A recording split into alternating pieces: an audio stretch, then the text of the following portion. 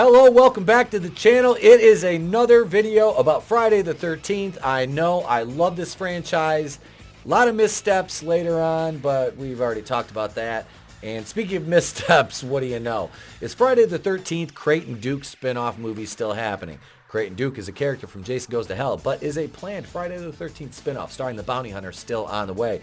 This came out 10 days ago. I still want to talk about it because of all of the bad ideas that they've had for Friday the 13th spin-offs. A Creighton Duke movie, a character that is so asinine in existence, should not even be in this.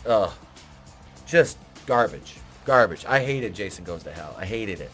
I hated it.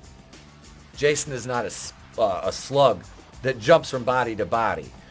That is absolutely ridiculous. And yeah, I can't fathom how Sean Cunningham encouraged this script. I really can't. And shout out to Fanzine because he did interview director Adam Marcus on this. And a lot of the stuff he did was under request from Sean Cunningham. But I just don't see how it made any sense. And the movie was shite. It was shite. I hated it. Hated it. Years after it was originally teased, is a Friday the 13th spinoff featuring bounty hunter Creighton Duke still likely to happen?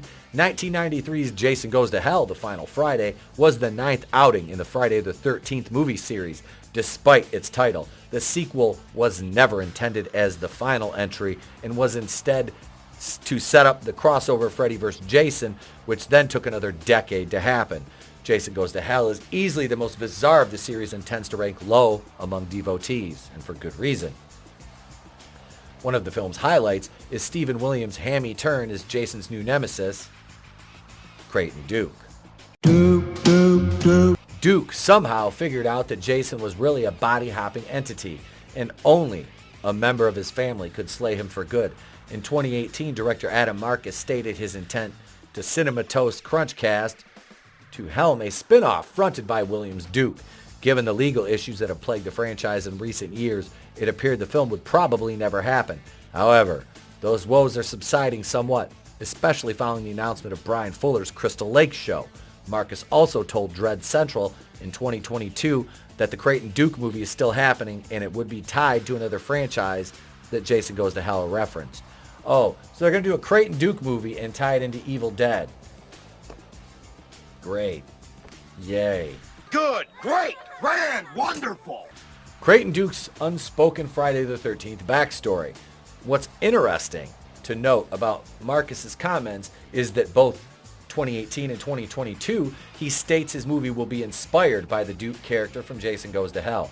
This suggests the film won't directly tie itself to Friday the 13th, likely to avoid any legal issues.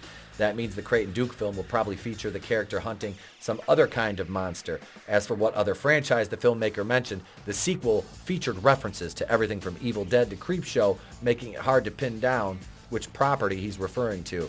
I would lean more towards Evil Dead because of the Necronomicon, but what the hell do I know? Duke's connection to Jason in the canon-breaking Jason Goes to Hell was left mysterious in the film itself. Years later, Marcus revealed to Cinema Toast Crunchcast that when Duke was young, he and his girlfriend visited Crystal Lake. Jason attacked them on the lake, overturning their boat and dragging Duke's girlfriend to her death, with the character then spending years planning his revenge. A spin-off could further expand on Duke's unspoken backstory, but again, it will be interesting to see if it actually mentions the events of the Final Friday, especially the fact that Duke himself appeared to be very much dead by the finale. Which, don't resurrect him, please. Friday the 13th returning as a TV show, as we mentioned Brian Fuller's Crystal Lake series, which I am anxiously anticipating that next year. I am just keeping my fingers crossed that nothing goes wrong that impedes the progress of this show. And I don't think it would be creatively. I think it would be more of the legal and the rights issues. But they said they could use everything under the sun, so I'm going to take it at its word right now and just continue to hope upon hopes that this is true. Marcus implies Friday the 13th fans will see the Creighton Duke movie sooner than later, but no release date has yet been set. After a decade away, The property itself is making a glorious comeback in the form of Crystal Lake, which I just mentioned, which will explore original villain Pamela Voorhees years before the events of the first film.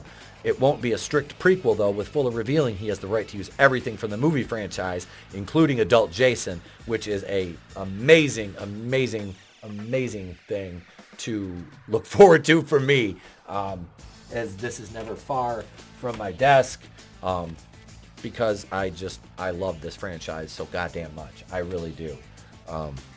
I do. It is so just gloriously 80s, and that's why I'm writing a screenplay for a Friday the 13th movie right now. That's what I'm working on in the background when I'm not doing videos. This bodes well for the future of Friday the 13th. We're speaking of the series, and it may help introduce the franchise to a whole new audience, which I can only cross my fingers and hope that it does.